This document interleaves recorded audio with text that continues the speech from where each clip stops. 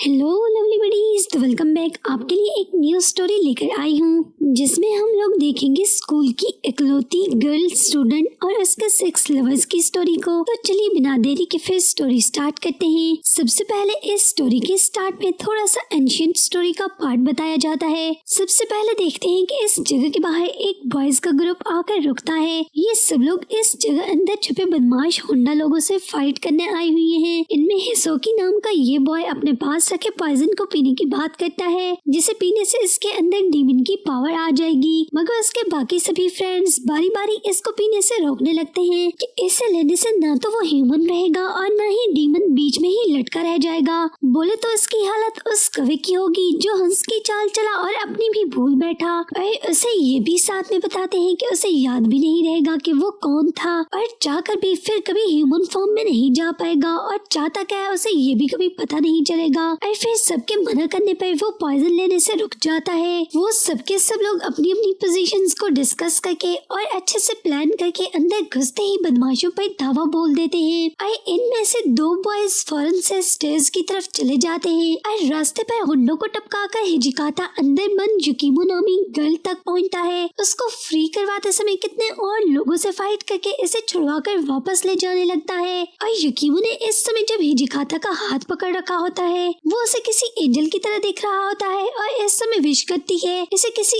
और लाइफ में ऐसे ही हिजिकाता के साथ रहने का मौका मिले, पर इस तरह मार धाड़ के साथ नहीं बल्कि शांति के साथ किसी और जन्म में। फिर सीन यहाँ से प्रेजेंट में शिफ्ट हो जाता है। आज की मॉडर्न एकेडमी हेकोगे के बारे में बताया जाता है कि कुछ समय पहले ये सिर्फ एक डोजो टाइप जगह हुआ करती थी जिसमें लोगों को जापानीज मार्शल आर्ट और कराटे टाइप यानी कि केंडो जैसी चीजें सिखाई जाती थी। मगर फिर इन लोगों ने एडवांस में जाकर जगह को स्कूल में कन्वर्ट कर लिया जिधर फिर मॉडर्न और ट्रेडिशनल दोनों चीजें सिखाई जाने लगी। 1 साल पहले तक बॉयज के लिए बेस्ट स्कूल माना जाता होता है, मगर फिर रूल्स चेंज करके फीमेल की भी एडमिशन एप्लीकेशन ली जाने लगी। एक तो सब लोगों को यही पता था कि ये बॉयज का स्कूल है, तो ज्यादा लोगों को पता न होने पर कम गर्ल्स ने अप्लाई किया था और उनमें से सिर्फ फिर एक ही युकिमो नाम की गर्ल को यहाँ पर एडमिशन मिलता है। पूरा स्कूल भी बॉयज का और क्लास भी सिर्फ और सिर्फ बॉयज की फुल बॉयज से भरा हुआ स्कूल है जिसमें सारे नीम भी बॉयज को सामने रखकर बनाए गए हैं। तो इस सारी सिचुएशन में हम लोग देखेंगे कि युकिमुरा शिज़ुरो कैसे सरवाइव कर पाएगी और इसे लेकर बॉयज और इसके टीचर क्या करने वाले हैं, ये सब स्टोरी में देखने को मिलेगा। युकिमो स्कूल में एंटर होती है और डिसिप्लिनरी काउंसिल के 2 मेंबर जिनमें से एक हिजिमा और दूसरा कावरा स्कूल के गेट पर सभी स्टूडेंट्स के यूनिफॉर्म की चेकिंग करते रहते हैं। गेट पर जिसका जरा इधर उधर कुछ हिला जुला मिलता सीधे पकड़ कर उसकी फैंटी लगाते और फिर उसके अच्छे स्टूडेंट होने के पॉइंट भी काट देते होते हैं। युकिमो उछलती कूदती भागती हुई हिजिमा को सलाम ठोक कर अंदर जाने ही लगती है, पर उसे भागते देखकर कावरा जाकर उसको पकड़ लेता है जो कि खुद को इसका बड़ा भाई कह रहा होता है और इसको बोलता है कि इसका बड़ा भाई होने के नाते उसको 2-3 चमाटे मारकर समझाना पड़ेगा कि स्कूल में ऐसे भाग नहीं सकती है। मगर वो फिर भी उसकी बात एक कान से सुन के दूसरे कान से निकाल कर फौरन से वहाँ से भाग जाती है। क्लास में एंटर होती है, उसकी सभी क्लास के बॉयज उसको ग्रीटिंग करते रहते हैं और वो भी हैप्पी सलाम ठोक कर अपनी सीट पर जा बैठती है। फिर उनका क्लास टीचर हरादा आकर क्लास स्टार्ट कर देता है।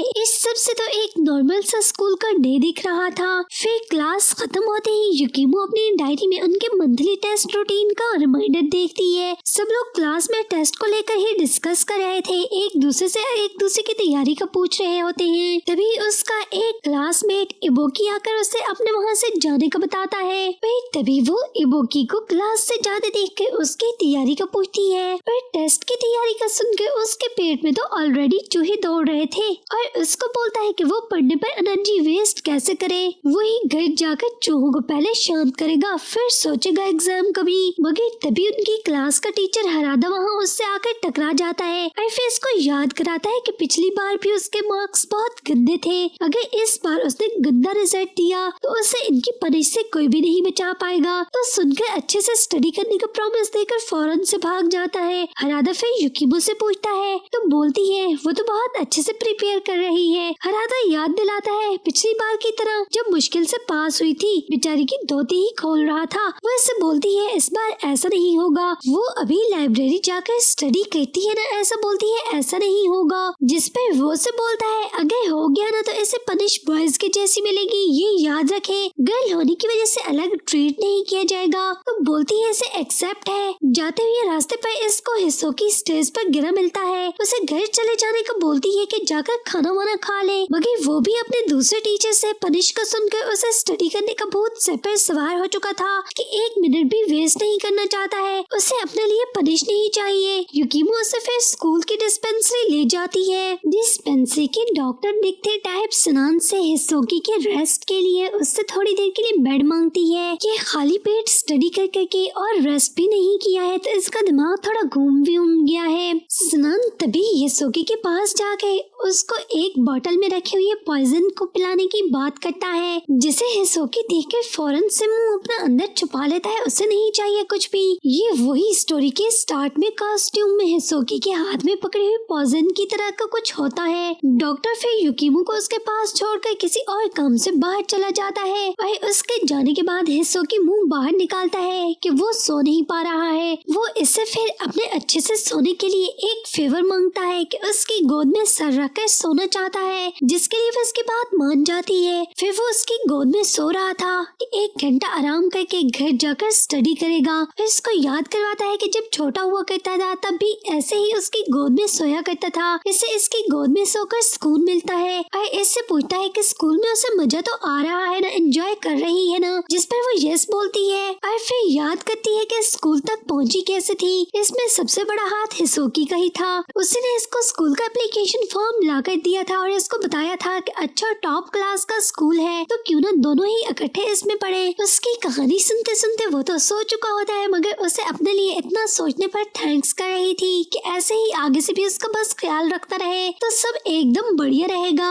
स्टूडेंट काउंसिल का president Kazama ancient Japanese samurai department के एक आइडियल माना जाता होता है। स्कूल में वो युकीमो के इस स्कूल में आने से 6 मंथ पहले ही उससे टकरा चुका था और जिन बादशाह अपना दिल उस पर पहले ही हार बैठा होता है और उसे अपनी वाइफ बनाना चाहता होता है। हर जगह युकीमो को जहाँ भी नाम लिया जाता है उसे माय ब्राइड कहकर पुकारता रहता है। अपने पूरे ऑफिस में हर तरफ उसकी पिक्चर्स लगाकर हर वक्त देखता रहता होता है कि उसने मन में ठान रखी है कि रानी बनेगी तो वो सिर्फ और सिर्फ इसी की, वरना तो युकीमो से पहले आज तक कोई और गर्ल काजामा यानी कि जिन बादशाह के दिल में छेद नहीं कर सकी वो इसे हर सूरत में प्रोटेक्ट करेगा, ऐसा बोलता रहता है। और अपने चीलों को बोलता है कि देखना युकीमो भी जरूर इससे लव करती है मगर सिर्फ शो नहीं करती है, बहुत क्यूट है। और कुछ वीक पहले युकीमो से मिलने वाली बात उसे याद आती है कि जिसके बाद से उसे भुला ही नहीं पा रहा था। तो इसका चीला उसे याद दिलाता है मगर वो तो सिर्फ उसके सामने कैफेटेरिया में बैठकर खाना नहीं ठूंसता रहा था।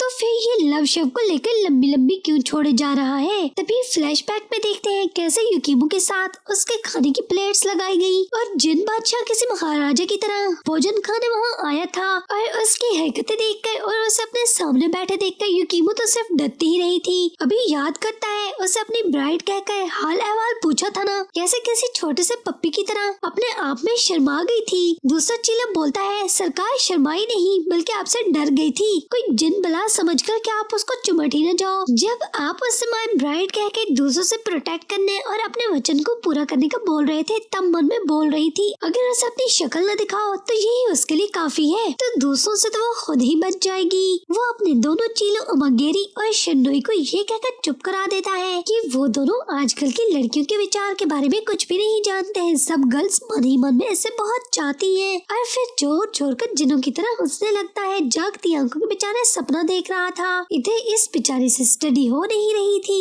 ऊपर से जिस लाइब्रेरी में सब लोग बैठे थे उसे चूं चुड़ा करने से भी मना कर रहे थे। फिर एक बुक निकालने जाती है, रैक में कहीं भी नहीं दिख रही थी और दिखी भी तो इसके पहुंच से बहुत दूर थी। स्टोर रखकर उतारने की कोशिश करने लगती है, हाथ में फिर भी नहीं आ रही थी। तभी हिचकिचाता वहाँ आकर इसको बुक उतार कर देता है, साथ में इसे बताता भी है कि ये बुक तो उसी ने इसको रिकमेंड नहीं की थी और तो कोई भी स्टूडेंट इस बुक को हाथ भी नहीं लगाता है, मगर वो उसे पहले से बता रहा है कि इसे एग्जाम में बहुत हेल्प करेगी। तभी नीचे गिरने लगती है, वो उसे कैच कर लेता है। तो गिरने से यूं इस तरह से बच गई थी। असल में हिजिकाता इसी स्कूल का एक और टीचर होता है और युकीमो को पहले से जानता होता है, मगर अभी जो एक दूसरे में खोए खड़े थे उल्टा उसे ही धक्का मारकर दूर गिरा देती है कि उसने इसे छुआ क्यों है। फिर सब लोग इनको फिर से शोर करने से मना कर रहे थे। फिर फौरन से उसके पास जाकर उसको सॉरी भी कर लेती होती है। हिजिकाता फिर बुक इसको दे देता है कि टेस्ट में अच्छे से परफॉर्म करना। हिजिकाता इस स्कूल के सिलेक्शन बोर्ड का एक मेंबर होता है जिसने युकीमो की एप्लीकेशन फॉर्म को एक्सेप्ट किया होता है और इसको इंटरव्यू के बिना ही इस स्कूल में एडमिशन लेने में उसकी हेल्प की होती है। यहाँ पर अभी तक हम लोगों ने युकीमो के 3 लवर्स को देखा है, जिनमें से फर्स्ट होता है हिसोकी, उसका चाइल्डहुड फ्रेंड। सेकंड पर काजामा जिनबादशाह, इस स्कूल के स्टूडेंट काउंसिल का प्रेसिडेंट। और थर्ड होता है ये हिजिकाता, सिलेक्शन बोर्ड का एक मेंबर। अभी वो भी हिजिकाता से बुक लेकर इसको बोलती है इसे भी पनिश से बचना है तो जरूर अच्छा ही परफॉर्म करेगी। और हिजिकाता ही इस स्कूल के सभी स्टूडेंट्स की पनिश को भी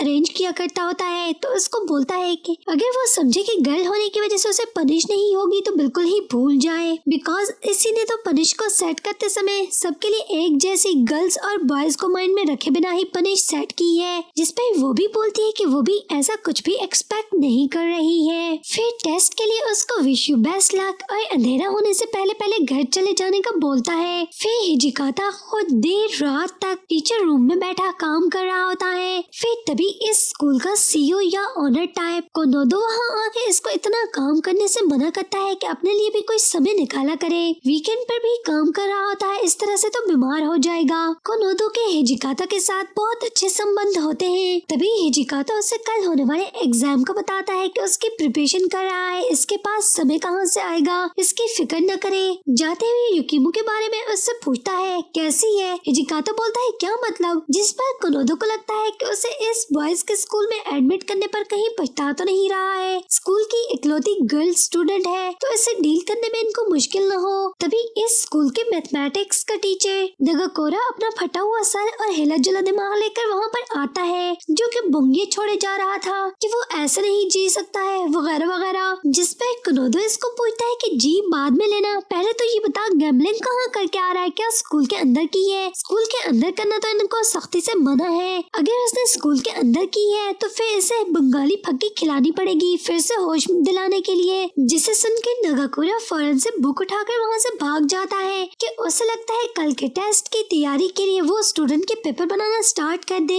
हिजिकाता अपने ऑफिस की विंडो से अभी तक बाहर स्टडी करती युकीमो को देखकर फौरन से उसके पास गेट पर चला जाता है और जाकर उसको डांटता है कि उसे अंधेरा होने से पहले घर चले जाने का बोला था ना उसने। फिर उसको बोलता है युकीमो का घर उसके रास्ते पर ही तो है, तो अब से उसे खुद छोड़ने जाएगा। वो पीछे से उसकी बात सुनकर मुंह खोले खड़ी थी, फिर जल्दी से उसको अपने साथ चलने की आवाज लगाने पर पास चली जाती है। फिर रास्ते पर पूछता है उसके डैड कब वापस आ रहे हैं, जिस पर बोलती है हाफ ईयर बाद। और उसके डैड एक डॉक्टर थे, जिस जगह काम करते थे उनकी हेल्प के लिए और कोई डॉक्टर वहाँ नहीं है, जिसके लिए उनको वहाँ पर लंबे समय तक रुकना पड़ेगा। फिर वो हिजिकाता से पूछती है मंथली टेस्ट की पनिश उसने ही सेट की है क्या, और उसके चुप रहने पर बोलती है जिस तरह पहले वो सख्त पनिश का बोल रहा था उसे लगता है कि उसी ने की होगी। जिस पर बोलता है पनिश तो हार्ड उसने बनाई ही है, मगर उसके पास इनकी ग्रेड्स को बढ़ाने की यही पावर ही तो है। तो वो चाहता है कि वो लोग अच्छा परफॉर्म करें, इसके लिए वो किसी भी हद तक जा सकता है। जिस पर वो बोलती है कि वो उसके इस हार्ड वर्क की बहुत ज्यादा रिस्पेक्ट करती है और देखना कि इस बुक को पढ़कर अच्छा परफॉर्म करेगी। और उसे घर छोड़ने के लिए थैंक्स करती रहती है। जब तक घर के अंदर चली नहीं जाती वो बाहर खड़ा रहता है। सामने घर की विंडो से हिसोकी सब देख रहा होता है। उसे इन दोनों को साथ में देखकर दाल में कुछ काला नजर आ रहा था। इधर युकीमो घर जाकर फौरन से पहले अपने डैड को अपने वापस आने का कॉल करके बताती रहती है। इधर हिजिकाता को वापस जाते हुए कोनोदो की बात याद आती है कि क्या वो युकीमो को स्कूल में एडमिट करने पर पछता रहा है। तो बोलता है उसे युकीमो को एडमिशन देने से कोई रिग्रेट नहीं है, बिकॉज युकीमो को लेकर इसके दिल में भी लव वाला दर्द जो उठ रहा था। इधर युकीमो एक अनार और बाकी सब उसके बीमार होने वाले हैं। तो फिर आगे की स्टोरी नेक्स्ट एपिसोड में देखते हैं कि क्या होने वाला है। अगर आप लोगों को यहाँ तक की स्टोरी अच्छी लगी हो देन वीडियो को थंब अप कर देना और मजीद ड्रामास की एक्सप्लेनेशन जानने के लिए मेरे चैनल को भी सब्सक्राइब कर देना। और जो लोग पिछली स्टोरी का वेट कर रहे हैं उस स्टोरी को भी मैं साथ साथ में कंप्लीट करती जाऊंगी। Don't worry. Thanks for watching.